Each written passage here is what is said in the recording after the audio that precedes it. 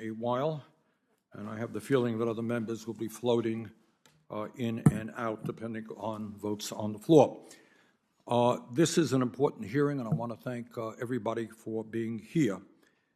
The truth is that corporate greed is nothing new. It's been going on for a very, very long time, and it manifests itself in the extreme wealth and income inequality that we are seeing in this country now.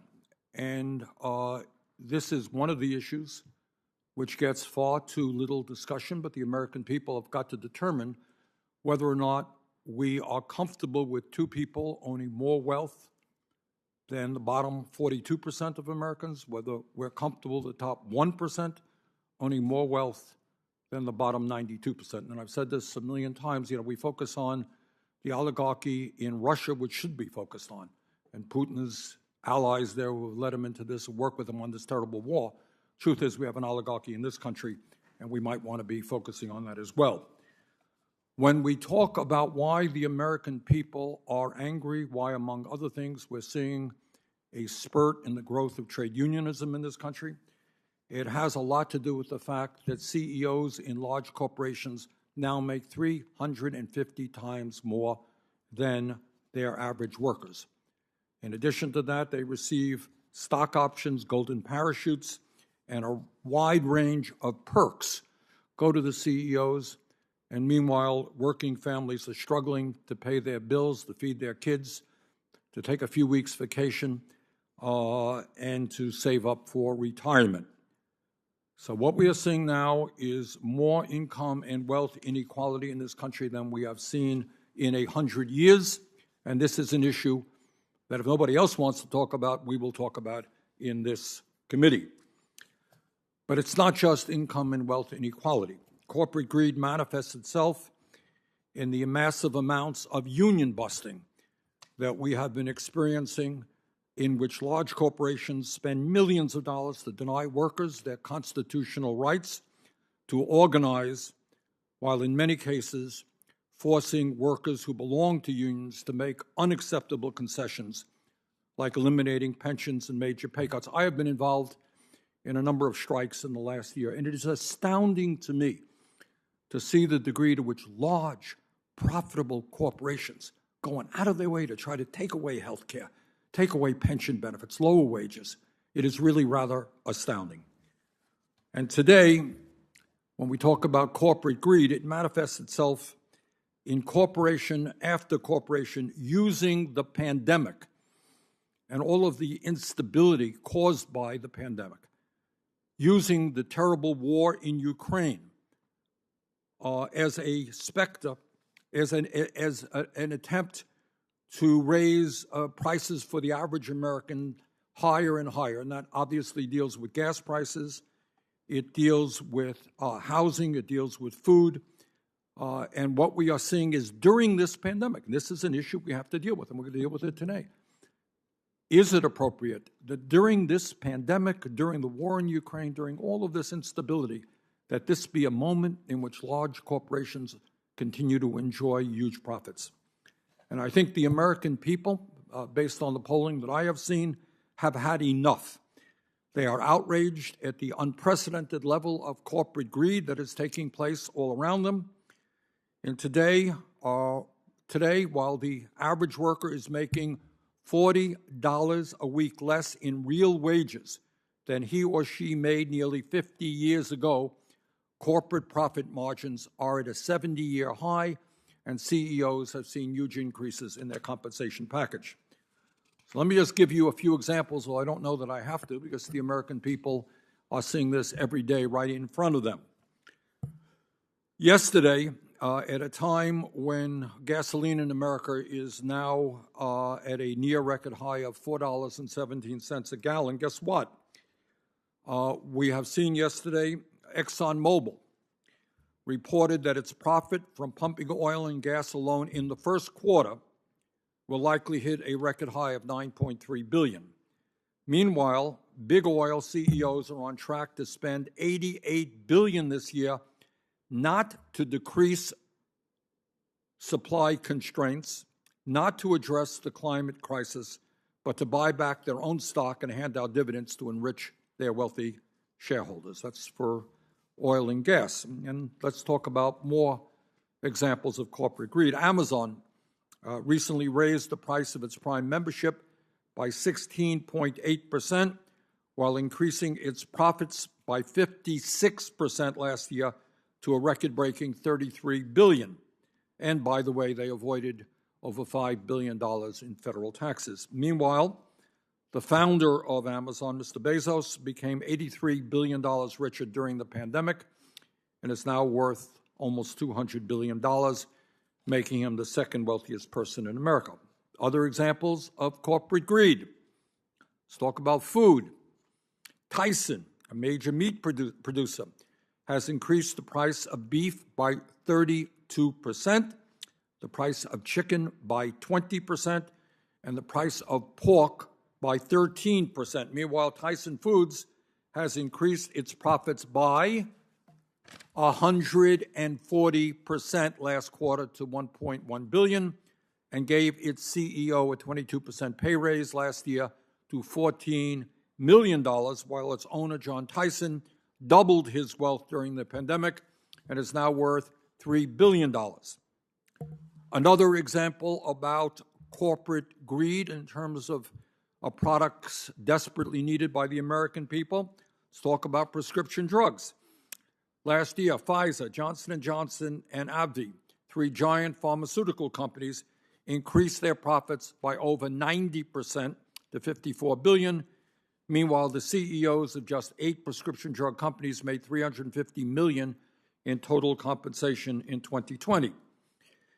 In other words, and these are just some examples, we can go on, but in other words, the problem is not that a low-wage worker got a 50-cent raise 2 weeks ago and a $1,400 check from the government last year, as some of my Republican colleagues will suggest. The problem is that corporations are making record-breaking profits, and over 700 billionaires in America became nearly $2 trillion wealthier during the pandemic while engaging in obscene levels of price gouging. Now, the American people want us to take action. They are sick and tired of prices going up, corporate profits going up, CEO compensation going up. They want us to represent them, not the corporate world. They are sick and tired, among other things, of billionaires paying a lower effective tax rate than a teacher, a nurse, a truck driver, or a firefighter.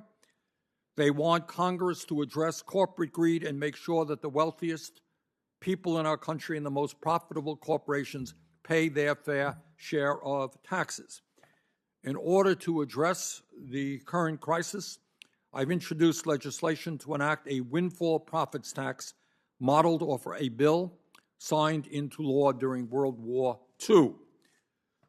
During World War II, our country, the people of our country, understood that it was unacceptable for companies to make obscene profits when young men and women were dying in Europe and in Asia. That is not a time to make huge profits. Now, I'm not here to suggest that this moment is equivalent to the 1940s and World War II, but I will tell you that during this terrible pandemic, which has caused so much pain and so much economic instability, during Putin's murderous invasion of Ukraine, it is at this moment not acceptable to me for corporate America to make huge profits by ripping off Americans at the gas station, at the grocery store, or any other sector of our economy. And let's be clear, and when we talk about corporate greed, we're also talking about the enormous concentration of ownership that exists in America today, and the lack of competition which has allowed companies to drive prices higher and higher. So it's not just the reality of income and wealth inequality, corporate profits. It is an economy in which a handful of giant corporations control sector after sector after sector and can control the pricing that goes on. In terms of agriculture, just 4 firms in America control 85% of the corn seed market, 82% of the beef packing market, 76% of the soybean seed market, 66% of the pork processing market, and 54% of the poultry processing market. All right, that's agriculture, that's food. In terms of transportation, 4 large companies control 67% of our airlines and 83% of our railways, while just 3 companies control 80% of cargo shipping. In terms of healthcare, over the past 20 years, there's been approximately 1,600 hospital mergers, while 90% of metropolitan hospital markets are considered highly concentrated. And maybe most important, and we had a hearing on this, and we're going to come back to this issue over and over again, in terms of our entire economy, and I want everybody to hear this, we should all understand that just 3 Wall Street firms, 3, 1, 2, 3, BlackRock, State Street, and Vanguard, control $22 trillion in assets, which is roughly the equivalent of the entire gross domestic product of the United States of America. 3 companies.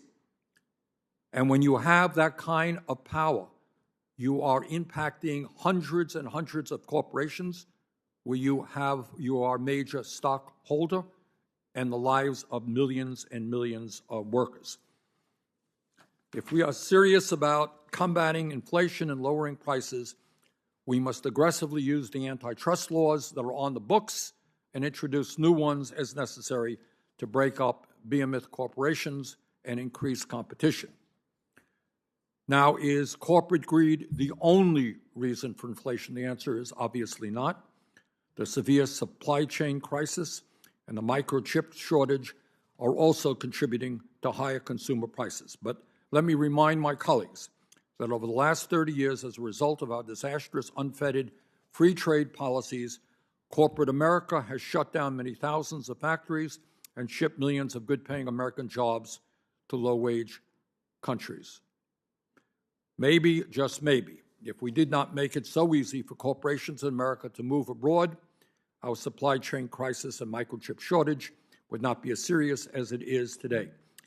Bottom line, we need an economy that works for all Americans, not just a handful of people on top. Senator Graham is not here, so we go to the, okay, let us go to our panelists. And let me begin with Robert Reich, who is a former Secretary of Labor, U.S. Secretary of Labor, and is the Carmel P. Friesen Professor of Public Policy at the Goldman School of Public Policy at the University of California. Professor Reich, are you there? Yes, I'm right here. Senator, I hope you can see me. Loud and clear. I can see you. Okay, good. Mr. Chairman, members of the committee, I'm going to submit my formal testimony for the record, and I will simply summarize.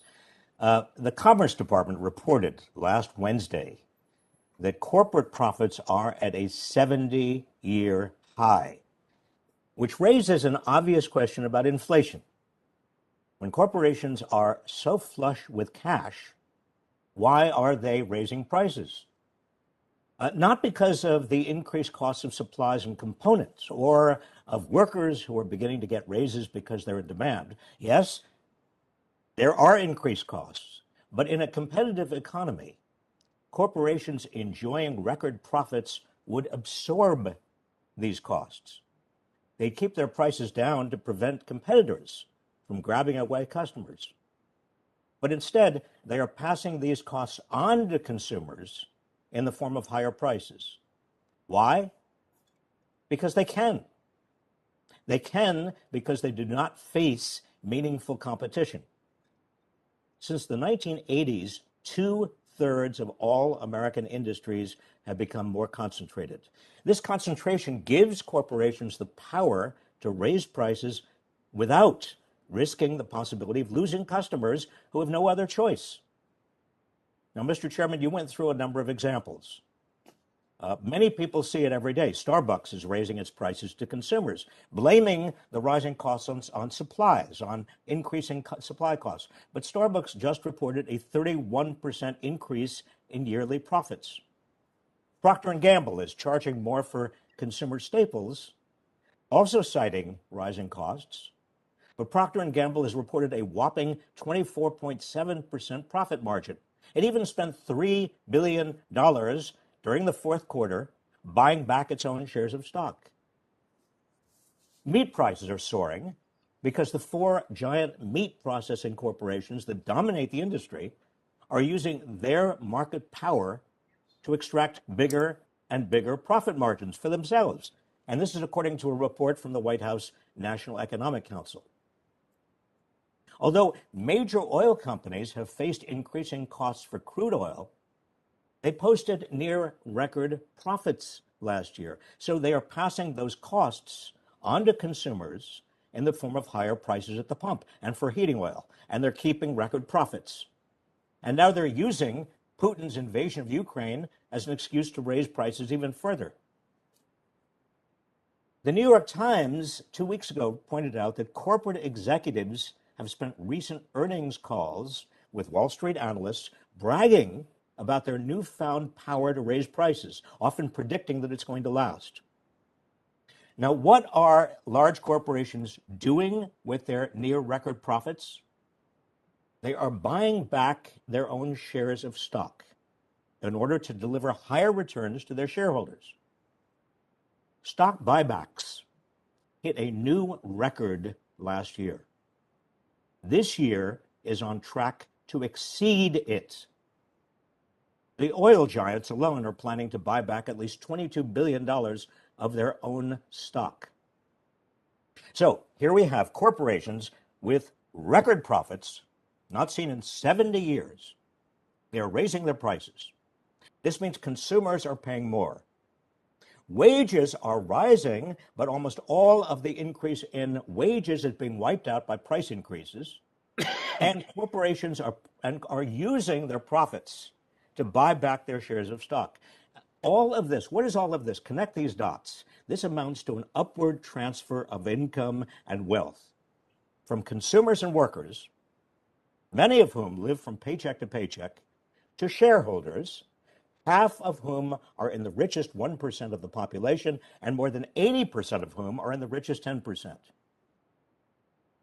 Now, what to do about this? The Fed is battling inflation the old-fashioned way, by raising interest rates to slow the economy. But here's the point. Higher interest rates are not going to stop corporations from using their pricing power. Higher interest rates are just going to slow the economy and potentially cause millions of lower wage workers to lose their jobs and forfeit long overdue real wage increases. There is a far better way to battle this corporate-induced inflation that would not hurt average working Americans. It's for Congress and the administration to apply tougher antitrust enforcement and enact a windfall profits tax and price controls. Inflation is intimately connected to record corporate profits and widening inequality. Average working people in America are being shafted. They need and deserve action. Thank you. Professor Reich, thanks very much. Let's now go to Senator Graham, and then we'll go back to the other two witnesses. If you want to do the witnesses first, I'm okay with that, Mr. Chairman. All right, very good. Then let's go to Dr. Lindsey Owens. Dr. Owens is the Executive Director of the Groundwork Collaborative and an award-winning sociologist and policy researcher. Dr. Owens, thanks for being with us. Chairman Sanders, Ranking Member Graham, members of the committee, thank you for inviting me to testify today. My name is Lindsey Owens, and I'm the Executive Director of the Groundwork Collaborative, a think tank working to produce broadly shared prosperity and abundance for all.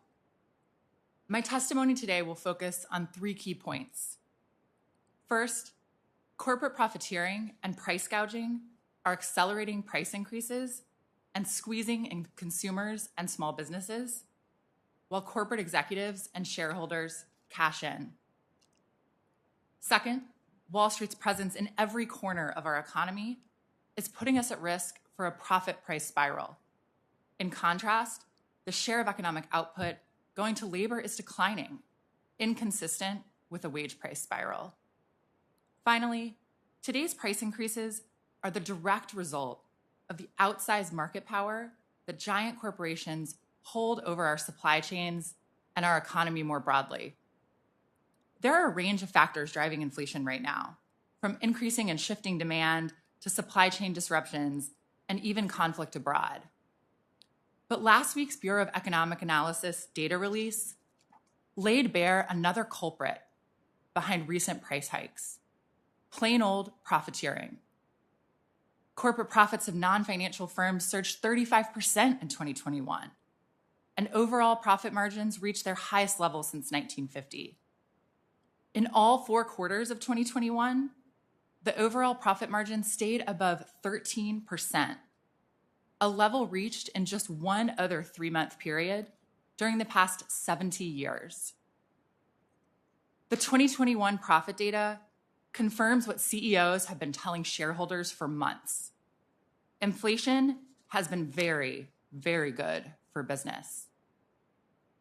My team at the Groundwork Collaborative has combed through hundreds of quarterly earnings calls to understand why profit margins are at record highs, despite the rising costs of energy, raw materials, and other inputs.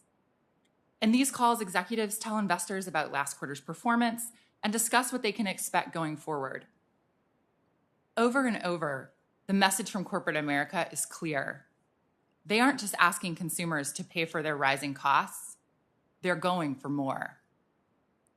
Or as the CFO of Constellation Brands, the parent company of popular beers Modelo and Corona, put it in their January earnings calls, quote, "So we want to make sure that we're not leaving any pricing on the table.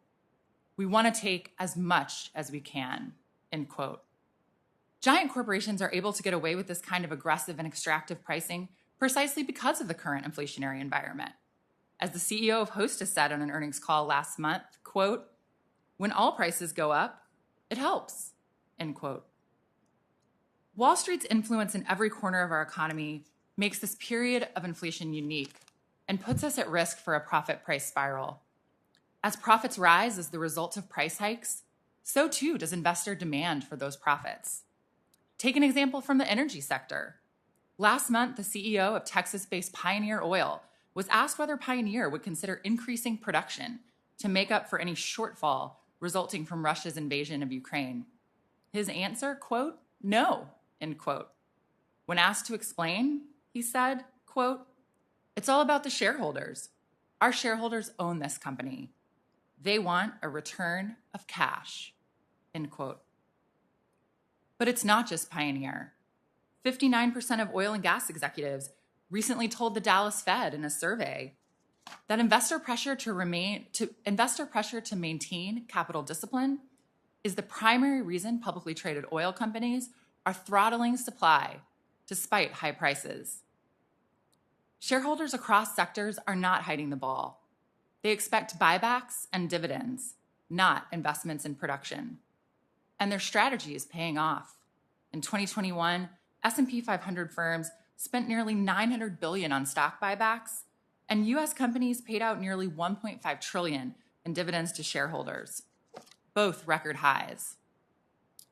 Over the last 50 years, corporate America's ruthless pursuit of efficiency and short-term profit set the stage for today's high prices by ushering in a wave of corporate consolidation that left us vulnerable to profiteering and price increases in 2 ways. First, it hollowed out and nearly eliminated diversity in our supply chain, leaving us without any fail-safes to withstand significant shifts in demand without shortages. Second, without competition to undercut companies who are charging excess prices, those companies with market power can continue raising prices virtually unabated. Giant corporations' control over our supply chain has supplanted the functioning, resilient system we could have built through robust public investment and free and fair competition. But it's not too late. We have many policy tools at our disposal. First, Congress should tax excess and windfall profits to encourage productive investment instead of profiteering. Second, regulators should enforce the laws already on the books to make markets more competitive and prevent collusion and price fixing. Third, Congress should pursue a federal price gouging standard to protect against excessive price hikes during periods of economic transition. And finally, Congress should make long overdue investments in our supply chain. Importantly, interest rate hikes, which slow inflation by tamping down demand and making people poorer, will not address any of the underlying causes of our supply shortages and do nothing to address profiteering. Thank you for inviting me to testify today, and I look forward to your questions. Well, thank you very much. Our third witness is Dr. Michael Faulkender, the Dean's Professor of Finance at the University of Maryland Smith School of Business. Dr. Faulkender served as the Treasury Assistant Secretary for Economic Policy during the Trump administration. Dr. Faulkender. Chairman Sanders, Ranking Member Graham, senators on the committee. Thank you for the opportunity to speak with you today on the impact of inflation on the American people and its root causes. I had the honor of serving as Assistant Secretary for Economic Policy at the Department of Treasury in the previous administration. In that role, I worked with senators on both sides of the political aisle and the Small Business Administration to quickly implement the Paycheck Protection Program and ensure that the economic devastation that might have resulted from the pandemic was not realized. The excessive inflation currently harming America's families is primarily the result of unnecessary fiscal stimulus passed by Congress and implemented by this administration, bolstered by excessively accommodative monetary policy by the Federal Reserve. At the onset of the pandemic, prices declined. When the economy reopened, prices started rising with inflation from June 2020 to February 2021, averaging 32 basis points per month. The $1.9 trillion American Rescue Plan was signed into law in March of 2021. Since then, monthly inflation has doubled to 64 basis points per month, resulting in a 7.9% annual inflation rate. Due to a fundamentally strong economy prior to the pandemic, Americans had aggregate balances in their checking and savings accounts of just under $11 trillion. Following ARPA's disbursements, that amount had risen to over $14.2 trillion, nearly a 30% increase. The entirely predictable result was inflation, running the highest we have seen in 40 years. Even former Clinton Treasury Secretary Larry Summers characterized enactment of such policy as, quote, the least responsible macroeconomic policies we've had in the last 40 years, end quote. Last week, researchers at the San Francisco Federal Reserve published findings that stated, quote, fiscal support measures designed to counteract the severity of the pandemic's economic effect may have contributed to this divergence by raising inflation about 3 percentage points by the end of 2021, end quote. Some are instead blaming the recent inflation on corporate greed and the exercise of market power. There are many problems with this conclusion. From January 2010 through January 2020, the 12-month average inflation rate averaged 1.8%. Over the last 12 months, inflation has been 7.9%, more than quadrupling recent increases. Were corporations not greedy in the 2010s? What changed in March 2021 such that corporations suddenly became greedy? As someone who has researched corporate financial decision-making for the last 20 years, I'm not aware of any finding that corporations only recently desired profits. It is true that corporate profits have risen during the recovery. Just as corporate profits fell at the beginning of the pandemic, where there was extra supply relative to suddenly diminished demand, corporate profits will rise when demand significantly outstrips supply. This outcome is caused by a shortage caused by policies that have inflated demand while discouraging supply. It also appears to be the case that PPP expenses in 2020 that were forgiven in 2021 helps explain the vast majority of the increase in corporate profits. To curb the 40-year high rate of inflation the American people are enduring, Congress must reverse course. Continuation of irresponsible fiscal policy would only accelerate the Federal Reserve's already aggressive plans to hike interest rates. Instead, we need to encourage more domestic supply by reducing the regulatory burdens on companies, cease the constant threats of higher taxation, remove barriers to work, and declare an end to pandemic restrictions. Following those policies prior to the pandemic, our nation saw low inflation, a 50-year low in the unemployment rate, historic gains in household income, reductions in income inequality, and record low poverty rates across all races. The chairman's proposal would have devastatingly counterproductive effects. The proposal would apply a 95% tax rate on any profits realized by large companies above their pre-pandemic 5-year average profit level adjusted for inflation. Any company that created new products, successfully entered new markets, or shifted their offerings in response to changes in consumer preferences following the pandemic would be punished. Companies whose product prices rose with inflation, but who merely served more of their fellow Americans, would have their increased results deemed excess profits and taxed at 95%. If enacted, this proposal would nearly eliminate domestic economic growth. Today's punishment becomes tomorrow's extremely strong disincentive. Profits from successful innovation that better serve the needs of fellow citizens would be forcibly taken by government, but losses from failed innovation would be borne by the businesses. Why would American companies innovate, respond to changes in the economy, supplement supply when there are shortages, or engage in research and development under those kinds of conditions? I urge the Senate to reject such destructive proposals. I look forward to participating in today's conversation. Thank you. Thank you very much. Senator Graham? Well, thank you, Mr. Chairman. I'm sorry I voted. There's another vote on. So Is there one? Yeah, so we'll figure out how you want to do this. So anyway, very well done, sir. I agree with everything you said. I want to remind the committee and the American people that basically before the pandemic hit, we had a 50-year low unemployment rate. We had, among African American, Hispanic Americans, and Americans with disability, hit their lowest levels on record. American workers saw their paycheck rise at the fastest pace in years, and they're rising faster for low earners.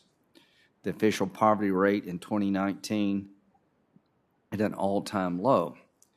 We cut taxes in 2017 through the reconciliation process. We reduced the corporate rate to make it competitive. Before the tax reduction from 35% to 21%, America had the fourth largest corporate tax rate in the world. What you saw from 2017 to 2019 was economic growth that touched every sector of the economy, and the making our corporate tax rate competitive is important in my view because we live in a global economy, and people can go where capital is most well received. And if you want to create jobs in America, the American corporate tax rate has to be competitive with the rest of the world. Now, we find ourselves here talking about how to fix inflation and who to blame.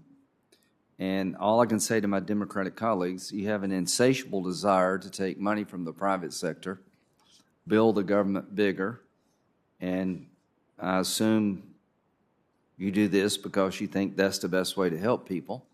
My view is that the best way to help people is have a competitive tax code, take money from the American people to run the government in a professional manner, not overly expand the role of government, but do whatever you do, do it well. And that we have to be competitive. If you've ever been in the private sector, tax policy really does relate to who you hire and how many people you can hire. So the idea of a windfalls profit tax in the middle of this would be a disaster. We're trying to get our economy back on its feet after dealing with COVID throughout the world. And what I would say is that the best cause for inflation lies in the policy choices of this administration more than any single thing. So that's kind of inventory where we're at.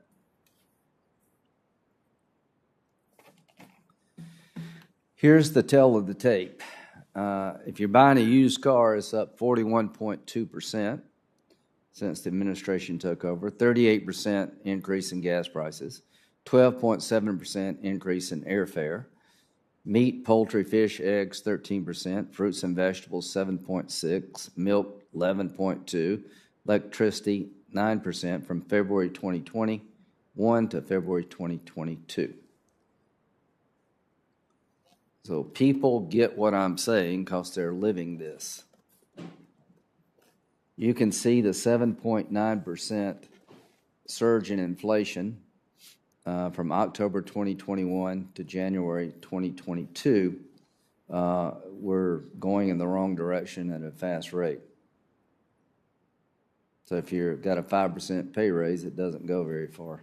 You can see this chart, the tremendous spike in inflation from basically January 2021 till now.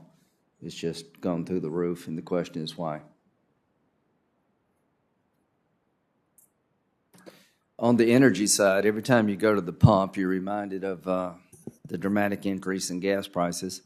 And inflation is a nightmare for working class people. It's the enemy of the middle class. So let's see if we can figure out what happened here. Why are gas prices so high? Well, there's a supply and demand component for sure. Demand was down during COVID because most of us were not traveling. Demand is up, so you'd expect some increase. But what happened here? Remember the 2020 election? I do. This is Biden's campaign promise, President Biden, on energy. We're going to end fossil fuels, September 2019. No more, no new fracking, March 2020. No more drilling, including offshore, March 2020.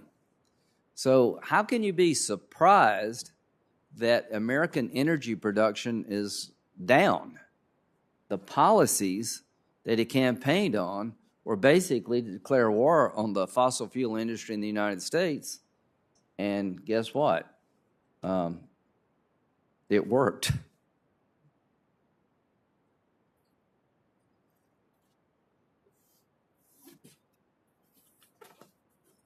Top 5 Biden actions that impede energy production: revoke the Keystone Pipeline, which would have had a supply coming out of Canada; pause new oil and gas leases on federal lands and waters; halted drilling in Alaska's Arctic National Wildlife Refuge; stifle new energy infrastructure projects in the name of climate change; includes a $45 billion in new taxes on domestic energy production. Now, when you look at all this, if you're surprised that gas prices are up, you shouldn't be. So what is driving all this? I think what's your name, sir? Okay. I think you and Larry Summers agree that this is not from profiteering. This is from policy. So what I want the committee to understand is that we have a vastly different view in this committee of how to fix this problem and the role of government and tax policy. Our Democratic colleagues spent $1.9 trillion by themselves, and I think you see from the passage of that bill to now a dramatic increase in inflation. We poured a bunch of money into the system, and you've got demand chasing money. They proposed Build Back Better, which would have made all of our problems 10 times worse. So the people telling you how to fix this inflation problem were trying to sell you a bill on top of the $1.9 trillion, the American Rescue Plan, called Build Back Better. Democrats said it would cost $1.75 trillion over a decade. CBO scored the cost and is $4.9 trillion because all the gimmicks in the bill limiting programs to 1 or 2 years, if you actually look at reality, they never go away. So it over doubled the cost of the bill.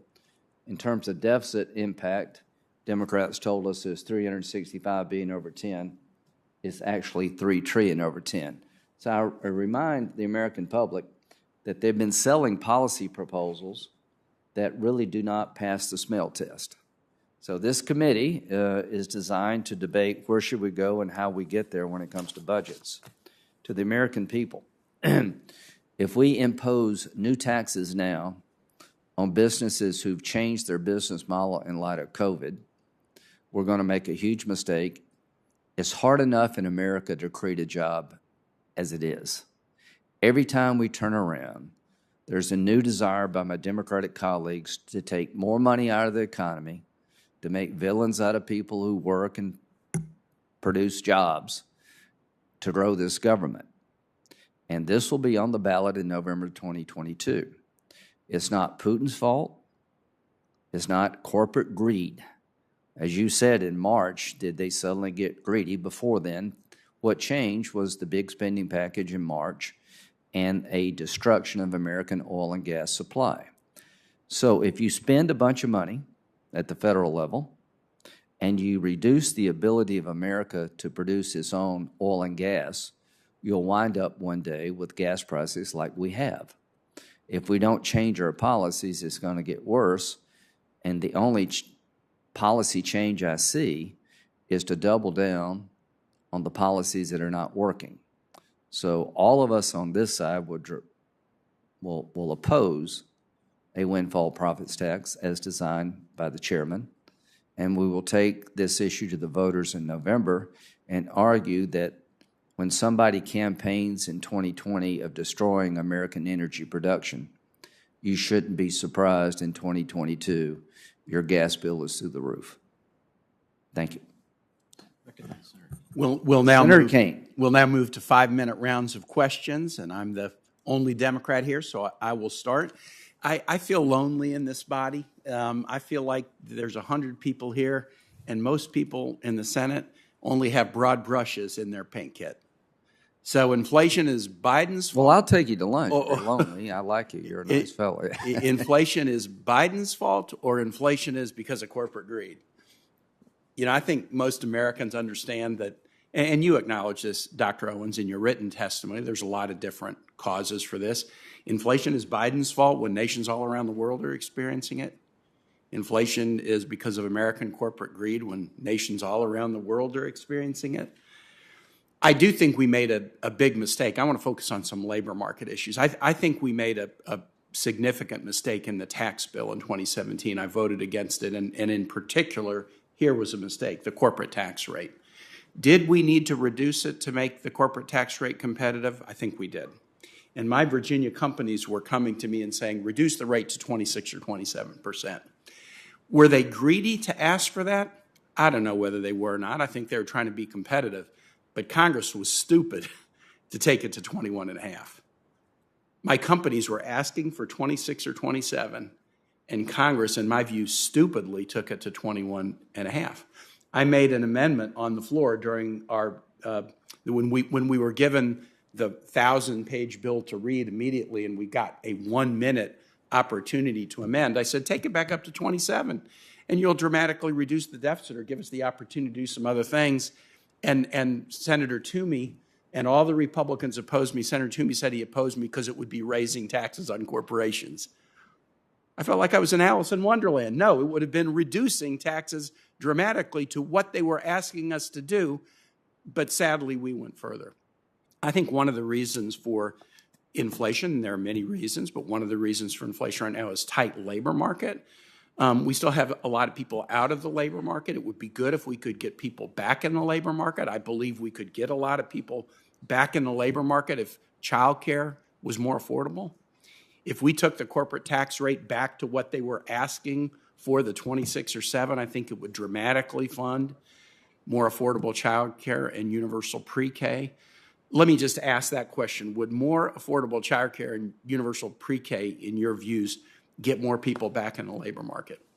Yeah, absolutely. According to the Washington Post today, the second most common reason people cite for being out of the labor force, aside from early retirement, is the lack of childcare options. And so providing robust childcare, bringing the United States closer to peer countries where folks, can assume that they'll have childcare, it'll be ready for them when they need it to go to work, will absolutely pull people off the sidelines and help secure a robust economic growth. Here's a question that I'd like all three of you to answer. Would Congress working together in a bipartisan way to do immigration reform, would that also open up the labor market and maybe put some downward pressure on prices? And I'd like each of the witnesses to answer that question.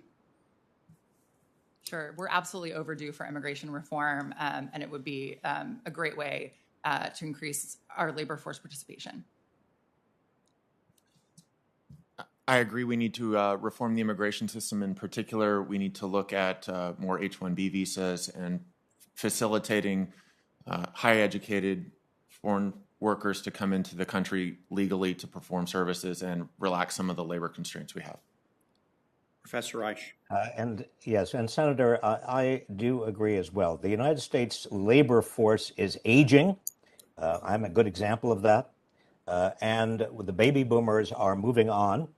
The millennials are a big generation, but the United States is going to need more workers. Immigration is and has always been a source of extraordinarily important labor market growth in America. And there is absolutely no doubt that we need to have immigration reform and we need to allow in more immigrants. Thank you. I yield back, Mr. Chair. Senator Graham? Well, thank you. On immigration reform, number one, Senator Kane is really good to work with. The 21% rate that we picked was, I think, the world average. Is that right, Dr. Falk? How do you say your name again? Faulkender. Okay. Was that correct, that 21% is sort of the world average? That brought us to the median within the OECD. Yeah. So when Senator Kane says 25 versus 21, it's not an unreasonable debate to have. We just didn't pull 21 out of the air. So, but no, he's always trying to look for a way forward, and I appreciate that. When it comes to immigration reform, I've been in the Gang of Eight, about every other gang you can be.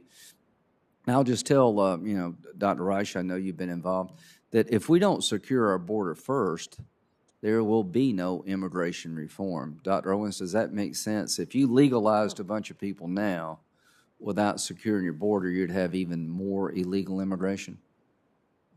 I think Dr. Reich was referring to the fact that our aging population means that to get robust labor market growth over the future, we're going to need some population growth, and immigration reform is one way to take that on. Yeah, I'm just with Dr. Reich. You there?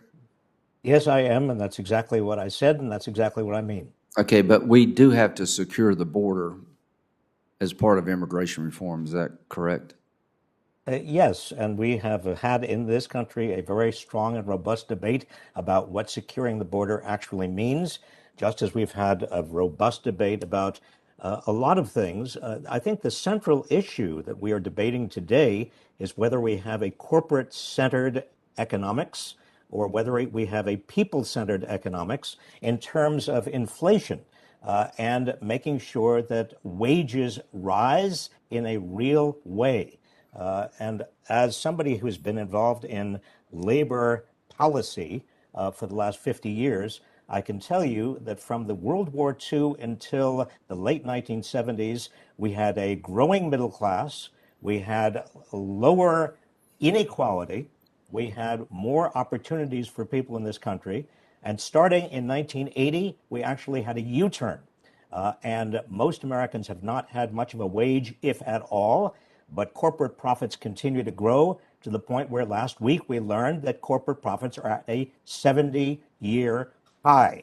Now, if you can't actually explain that and explain to American public how we can possibly have inflation and price increases while corporate profits are at a 70-year high, then I just simply don't know how you can say we have a people-centered economics. We don't. We have policies coming out of Washington that continue to improve the well-being of American corporations, not the well-being of American people. Thank you. So I totally disagree with what you just said. Before the COVID, we had the fastest growing economy in all sectors of America. African American, Hispanic families were doing better than they've ever done. The American disability community was doing better than it's ever done. The poverty rate was lower, and our economy was in good shape, and along comes COVID. So all I'm saying is we are here to talk about inflation, and Senator Kane mentioned immigration. Count me in for supplementing a declining workforce. Count me out for an immigration bill that doesn't secure the border first. So yes, we need a rational immigration system to supplement a declining workforce. It's not just H-1B visa workers. We need people in the service industry. When you can't find an American to do a job after you advertise at a competitive wage rate, you need to give business a chance to bring people into our country to improve their lives and improve our economy. Count me in for that. But we're here to talk about how to deal with inflation. And the Democratic response is to tax people. The Democratic response is it's business's fault. It's Putin's fault. No, it's the policy choices you have made as Democrats is the leading contributor. It is a bit complicated. I am sure there are other things other than the policy choices. But it's no accident there's been a surge in inflation after you pass a $1.9 trillion bill to flood the the federal government was spending, put money throughout the economy in every area you can think of. It's no accident that gas prices are through the roof. When the man campaigning for president said he would put the fossil fuel business out of business, they virtually have. So this whole hearing is about what to do. And if you left it up to my Democratic friends, they would spend more money through Build Back Better. Thank God Manchin and a few others said no. And when it comes to energy production, instead of producing here, you're calling Venezuela, and you're calling OPEC, and you're calling maybe even Iran. You've got it backwards. Thank you. Thank you very much, Senator Graham. Let's do a little bit of reverse engineering, so to speak. Let's look at where we are. Senator Graham mentioned policy issues. Let's take a look at where we are and how we got here. Right now, we have more income and wealth inequality than we've had, I think, in 100 years. We have CEOs making 350 times what their average workers make. We have half of our people living paycheck to paycheck. We have the average worker in America today making $40 a week less in real wages than he or she made 50 years ago, despite huge increases in productivity.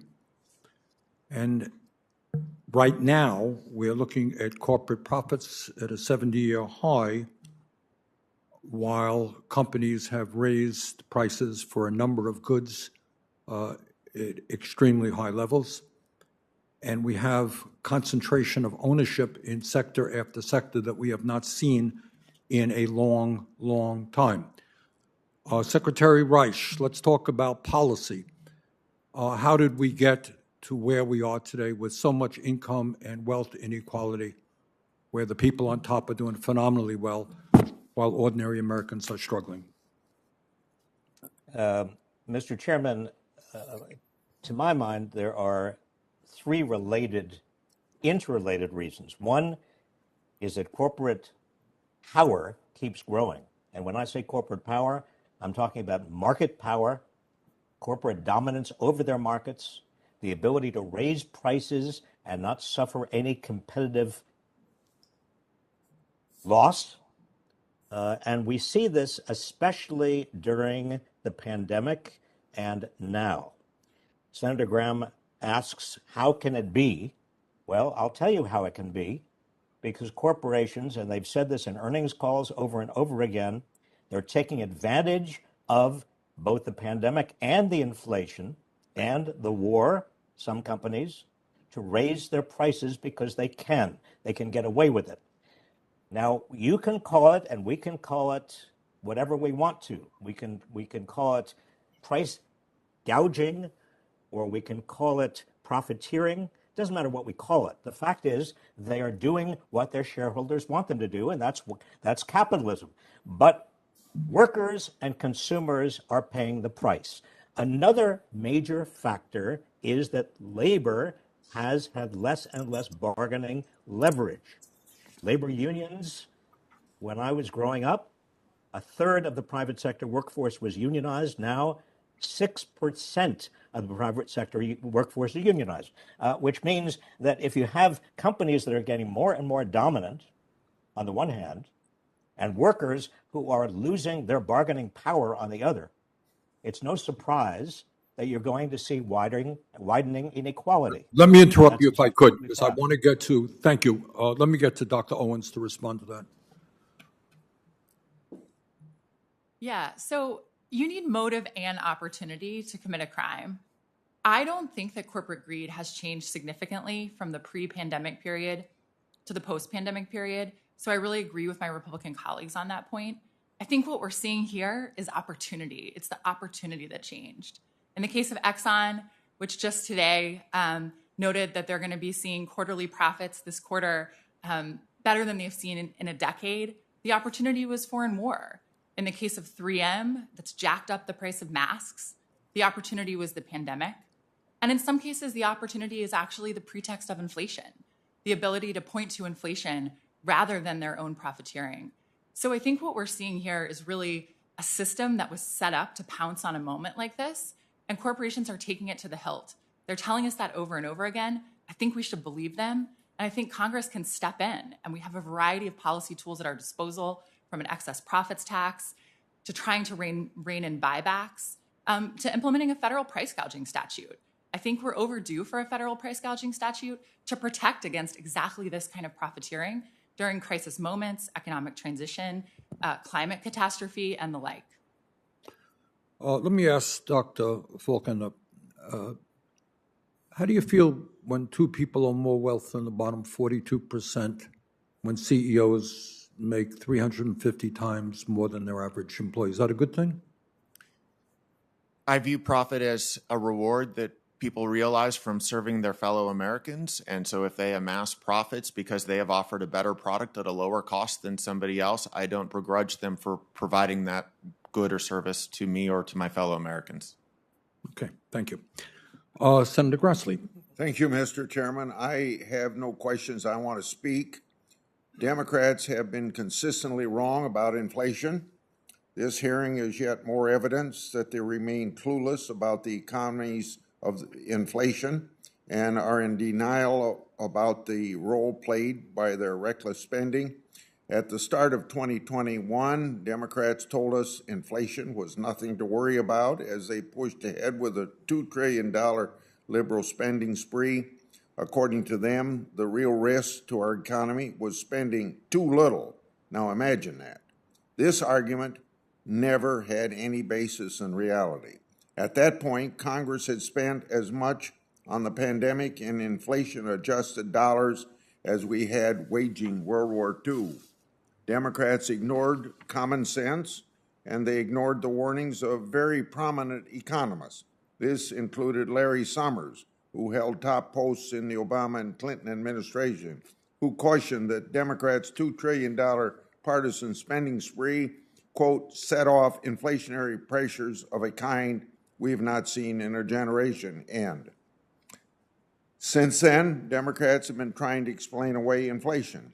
In April 2021, President Biden told us inflation was due to base effects from prices being suppressed during the pandemic. In June, we were told inflation was merely transitory and the result of bottleneck in supply chains.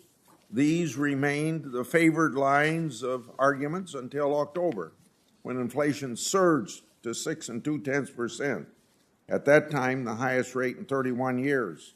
President Biden finally recognized inflation as a problem and claimed to address it with his quote-unquote top priority. However, instead of admitting government spending was a main contributor, would you believe it? He sought to argue that the solution was spending trillions more. Now, can you imagine that? Thankfully, the American people weren't buying it. More importantly, common sense Democrats like Joe Manchin didn't buy it either. It's now clear high inflation endangers Democrats' reckless tax and spending agenda. As a result, Democrats are grasping at straws to find a scapegoat, hence blaming inflation on corporate greed. Never mind that economists across the political spectrum overwhelmingly reject the theory. 79% of the economists responding to a Chicago Booth School of Business survey said they disagreed that quote-unquote dominant corporation is the cause of today's inflation. Jason Furman, President Obama's chief economist, has stated that, quote, corporate greed is a bad theory of inflation, end of quote, and called such arguments, quote-unquote, a sideshow.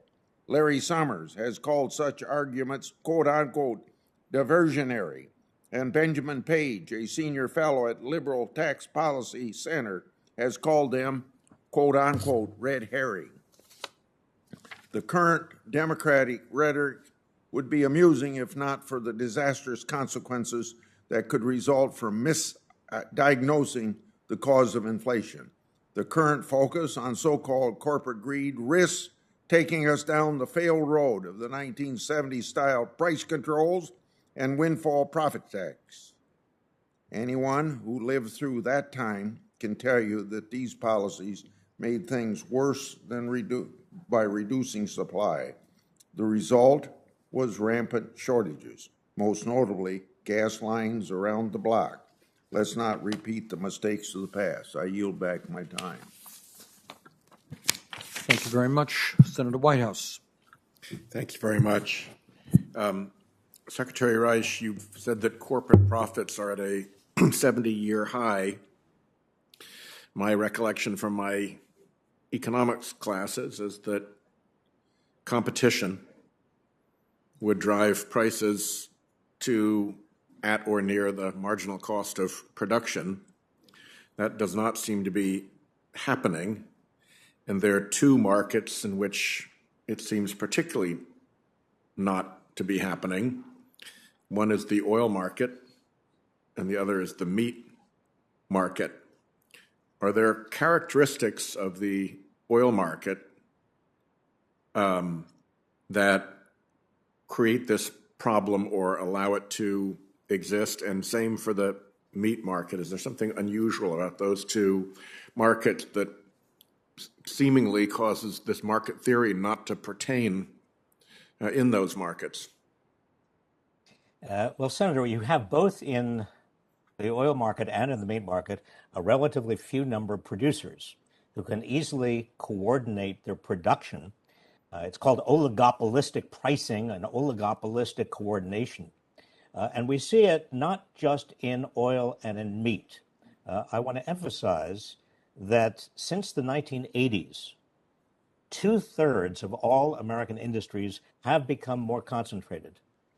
And you look across the industries, particularly where you see the greatest inflation, and you see the fewest number of competitors dominating the industries because they can raise prices even though they are highly profitable. That is a core problem today. If you will allow me, I just want to, because I have been in much of this discussion struck by the criticism of the American Rescue Plan and the very important actions that the Senate and the House took to help average Americans. I think that would be wrong simply to sit back and not say that one of the great successes going through this pandemic was that so many Americans did not fall into poverty as we have seen in former recessions. The fact that they did not fall into poverty, that they actually survived, is a great credit to the Senate and the House for passing the American Rescue Plan. And again, if you take the view that this economy is about people, it's not about corporations, then you have to congratulate what the government did to help people through this pandemic. What would you say is the role of the international oil cartel and speculation in driving the recent surge in oil prices? The international oil cartel and speculation typifies the kind of oligopoly, that is, the relatively few number of players who coordinate prices and production, that we see, and again, it exemplifies the problems of oligopoly. That is, when you have producers who are able to coordinate prices and production, inevitably they are going to do what their shareholders want them to do, and that is to maximize profits. And then they're going to turn around and they are going to do again what their shareholders want them to do, which is to buy back their shares of stock to raise and maintain the highest possible share prices. That is probably good for their shareholders. But what is good for shareholders, we see time and again, is not necessarily good for the economy or good for consumers or good for workers. In 30 seconds remaining, I would just note that in addition to corporate market power, which the Secretary discussed, we have a really stunning problem of corporate political power in this country. with massive corporate trade associations dominating this building. The oil and gas industry, through basically blunt force political power, has forced us to ignore climate change now for a decade. I think we will rue the day that we let the oil and gas industry have that kind of control over what we do here in Congress. And with that, I'll yield. Senator Scott. Thank you, Chairman Sanders. The Federal Reserve Bank of San Francisco recently released a report stating that massive government spending is to blame for the raging inflation crisis hurting families across America right now. My Democrat colleagues disagree and want to approve trillions in additional spending. Dr. Faulkender, is the Federal Reserve wrong? Is the Federal Reserve wrong? The Federal Reserve was entirely too accommodative during the most recent year in increasing the money supply and facilitating the amount of federal spending that was then monetized by the Fed. So what's causing inflation? Is it spending, or is it Federal Reserve actions, or both? What is it? It's a combination of both. So we have excessive demand coming from excessive fiscal stimulus. So we've increased household checking and savings account balances by $3 trillion, while the Fed pushed more money into the money supply, and at the same time, we degraded our ability to provide supply to offset that increase in demand. So how much longer is the inflation going to last? I think we were looking for inflation to curb this year, but with what's going on geopolitically, we continue to expect energy prices to rise, and now we're looking at food prices rising, particularly grains. And so inflation will continue. Fortunately, with the failure of the enactment of Build Back Better, we're not going to have as much fiscal stimulus overdoing demand in the economy. So does spending in excess of what we collect, does that cause inflation? It does, particularly when it's monetized by the Fed, increasing the money supply to support it. Right. I questioned OMB Director Young last week about the nation's financial stability and President Biden's $6 trillion proposed budget. They'll take the U.S. debt to $45 trillion in 10 years. She couldn't tell me if that debt was too much or what number would be enough. I know that the chairman believes that we can absorb more debt. I don't think on this. Nobody would do that in their personal life. Have all this excessive debt. So can each of the witnesses, can you tell me, is $45 trillion worth of debt too much for the United States to carry? Or what number do y'all think is the right number? Mr. Faulkender.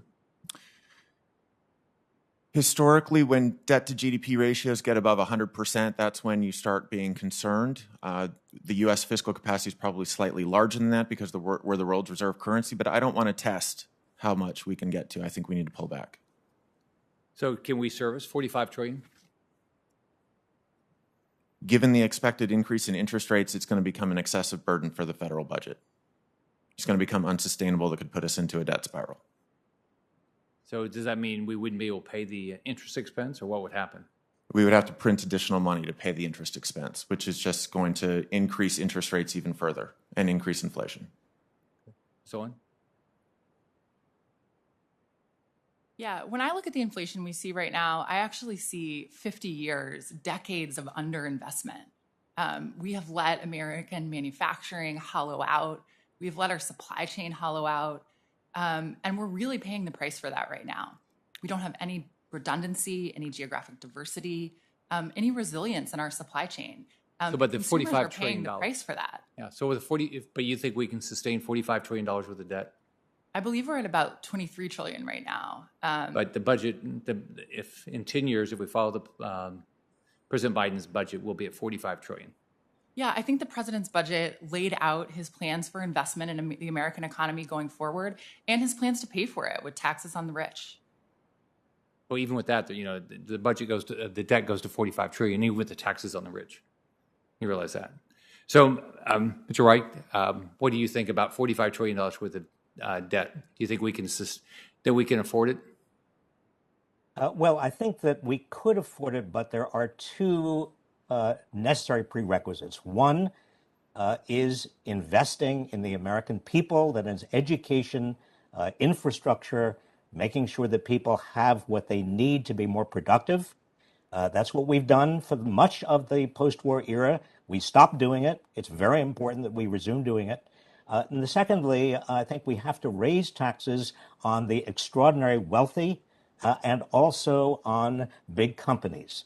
And for Congress to fail to do that at a time when we have unprecedented corporate wealth and income, and also individual wealth and income at the top, not ordinary people. I'm talking about at the top. There is extraordinary, it's an opportunity to get our fiscal house in order. And for Congress not to take this opportunity, I think would be a shame. Thank you, Chairman.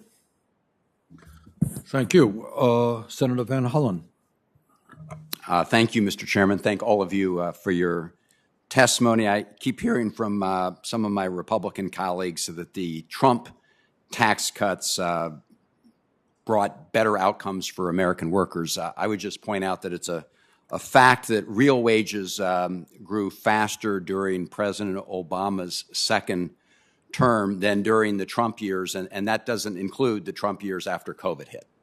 So the notion that this $2 trillion tax cut was a great boon to American workers and wages just doesn't bear out under any scrutiny. What we know it brought us was $2 trillion added to the deficit and debt, and a huge amount of additional stock buybacks. And I want to focus for a moment on the stock buybacks, because they went from approximately $368 billion a year in 2016, 2017, to what Goldman Sachs estimates will be about $1 trillion this year. Secretary Reich, let me just ask you to talk a little bit about the connection between those Trump tax cuts and ongoing stock buybacks. And as I think everybody agrees, all the witnesses agree, those are great from the perspective of the stockholders. I mean, you have a large share of those stockholders, I would point out, are overseas investors that are pocketing those gains. But clearly, the argument that they were going to go to higher wages and more investment just didn't bear out. So, Secretary Reich, if you could start by just talking about what the incentives from that bill, what created and what we're still living with. Yes, Senator. We were promised, the American public was promised, you recall, before the Trump tax cuts, that everybody would get a raise, a wage raise, and that there would be a huge new round of investments in America. Neither of those came to pass. Instead, corporations used the money that they otherwise would have spent, otherwise would have been taxed. The revenues they actually spent on corporate buybacks. I think it's important to understand that stock buybacks do not generate more productivity in the economy. There is no trickle down from a stock buyback. When corporations use their record profits, as they're doing right now, to buy back their own shares of stock, what they're doing is delivering higher returns to their shareholders, because buybacks reduce a company's shares outstanding, pushing its profit per share figure higher. They hit a new record last year. They're on the way to hitting an even larger record this year.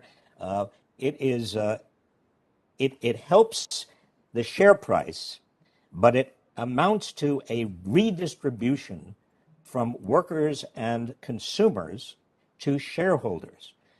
Because in an inflationary environment, as we are in right now, when highly profitable companies are using their profits to buy back shares, and they are raising their prices at the same time, what happens is consumers pay more. Workers, even if they've got a raise, are losing those raises because they're losing them to inflation. And shareholders do better.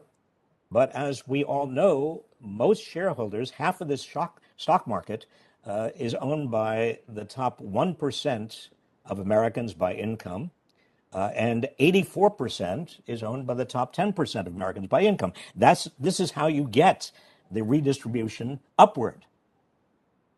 Dr. Owens, one of the proposals that was in the House passed Build Back Better agenda was a modest excise tax on stock buybacks. I don't know if you're familiar with the proposal and what your view of that is.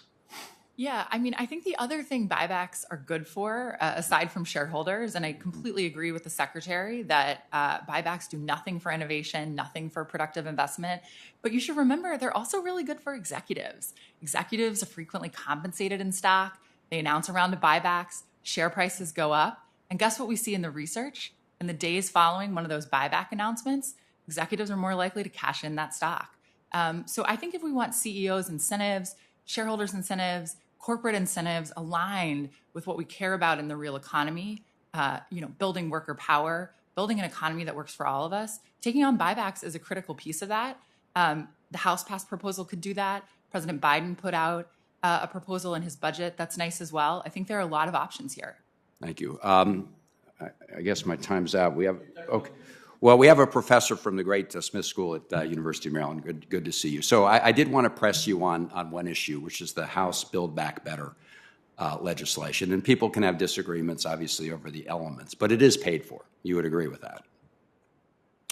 I would not. As Senator Graham pointed out in his opening statement, once you recognize that these temporary measures are going to be made permanent, CBO estimates that it will add $3 trillion to the debt. Right. But if you look at what CBO does is the actual, the law, right, budget projection, it is paid for. We've got lots of tax cuts around here that some of them have expired by law, some have been extended. But just in terms of the legislation itself, it is paid for on its face, right? You're assuming that the future Congresses will extend the tax cuts. That's your assumption, right? I'm assuming future Congresses will extend some of the spending programs. That's right. Right. And the tax cuts. Well, yes. So things like the refundable child tax and not the tax extended. Yeah. But yes. Right. So I think in terms of the near-term impact on sort of for inflation, to the extent that you've got tax revenue coming in, offsetting expenditures, in that sense, at least in the first number of years, it would be neutral. I don't want to prolong the conversation. My time's up. Thank you, Mr. Chairman. Thank you very much. Senator Padilla. Thank you, Mr. Chair. And I thank you for once again putting the spotlight on how corporate greed drives up costs for working Americans and hurts workers across the country. As I've noted in this committee before, I approached the topic not just as a member of this committee and as a member of the Senate, but as a parent. We've seen it firsthand, Angela and I, when we go to the grocery store, when we're at the gas station, prices are up, and we know how it impacts working families. We get the feeling, and the feeling isn't good. But these price increases, right, this is our job to lay out what is causing it in our attempts to how to address it. These price increases that are in the news constantly aren't just about rising costs for small businesses that may be struggling to get by. The reality is, and you've pointed out the evidence, Mr. Chairman, that corporations across industries are posting record profits. In 2021, corporate profits hit an all-time high of nearly $3 trillion, up 25% from 2020. Now, estimates show that the earnings of S&P 500 companies rose nearly 50% over the past year.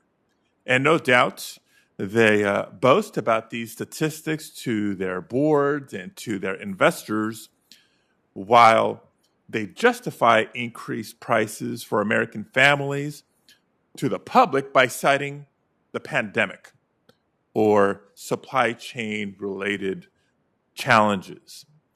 And to add insult to injury, while some major corporations are increasing costs for working families, they're issuing the stock buybacks that were just mentioned and record executive compensation packages that enrich CEOs and shareholders. Some have even tried to blame inflation on the critical assistance provided to the American people to help them endure a once-in-a-century global health pandemic. Or some have even blamed workers who are fighting for the right to organize and standing up for fair pay and benefits and safer working conditions. But with the growing consolidation of corporate power and increasing inequality amid record corporate profits, it's evident that corporate greed is what's increasing costs for American families. And as we continue our recovery, we must ensure that the economy works for all Americans.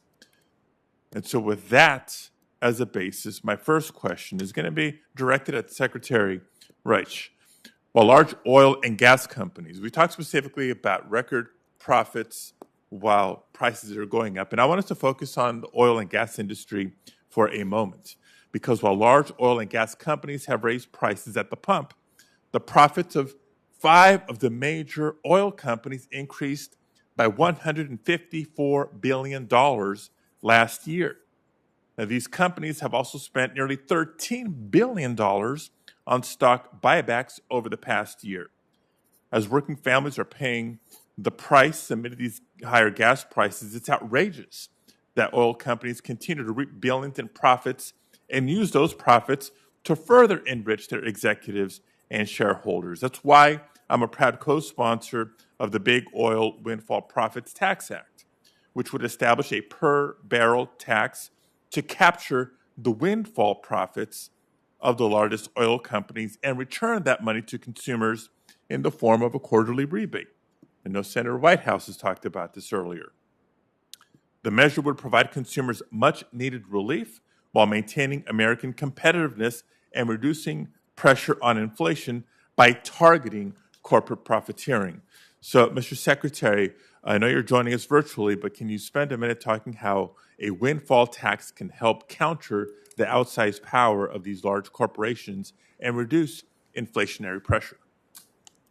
Yes, Senator, and I think it's very important. A windfall profits tax is exactly what is needed right now. When oil companies, for example, are showing, as they are, historical profits, they are making huge amounts of money. They are raising prices at the pump at the same time. They don't need to raise those prices. They could easily absorb any cost increases, but they are not absorbing those cost increases. They are instead, as you pointed out, they're taking their huge windfall profits, and they are buying back shares of stock to help their shareholders and executives. And so people are going to the gas pumps. They are spending their own money at very, very high and rapid rates to fill their gas tanks. And that money, a large portion of that money, is going to executives and major investors. So you want a windfall profits tax that stops them from doing that and actually rebates that money to consumers. It's we did it in World War II. We did it in World War I. We did it under emergency circumstances. There's no reason we should not be doing it now. In fact, there's every reason we should be doing it. Yeah. Thank you very much. And Mr. Chair, I know my time is up. We'll submit some additional questions for the record. I just wanted to appreciate the distinction and the emphasis on not just taxing profits, taxing windfall profits, because that is what's happening now through the exploitation at the pump. Thank you, Mr. Chair. Well, thank you, Senator Padilla. Let me close by saying this. This hearing has focused on inflation taking place at the same time as we're seeing record-breaking profits. We're seeing record-breaking levels of stock buybacks. We're seeing high dividends. We are seeing and living through a moment in American history where the people on top are doing phenomenally well while working people are struggling. Now, this hearing actually has been criticized. I got a letter this morning from the Chamber of Commerce who strongly criticized the basis, the hypothesis underlying this hearing. But when we talk about corporate power in America, it's important to understand that the Chamber of Commerce itself has spent $1.4 billion in lobbying in the last 20 years. During this hearing, we referred to the fact that pharmaceutical industry profits are soaring. And yet at a time when we want to lower the cost of prescription drugs, turns out that the pharmaceutical industry, to defeat that initiative within Build Back Better, spent some $300 million on lobbying alone, not to mention advertising and campaign contributions. So while this hearing today focused on corporate profits and inflation, in truth, what we are touching on is an issue much broader, and that is the incredible power now held by corporate America, not only over the economic life of this country, but the political life of this country and the media life of this country. And I think it is fair to say that never before, at least in the modern history of this country, have so few had so much in terms of financial resources and in terms of political power. And the challenge that we are facing right now is whether we are going to live with a government that works for all of us or is dominated by big money interests and works for the very few. Unfortunately, right now, the latter is the case. The rich get richer and working families struggle. The wealthy buy political campaigns. So I would hope that this hearing today is simply a start in focusing on this massive disparity, not only in wealth, but in economic and political power as well. And with that, let me thank our panelists for being with us and the senators who participated. And let me conclude this hearing. And let me just say that I want to thank the all information for all senators, as information for all senators. Questions for the record are due by 12 noon tomorrow with signed hard copies delivered to the committee clerk in Dirksen 624. Email copies will also be accepted under our rules. The witnesses will have 7 days from receipt of our questions to respond with answers. With no further business before the committee, this hearing is adjourned.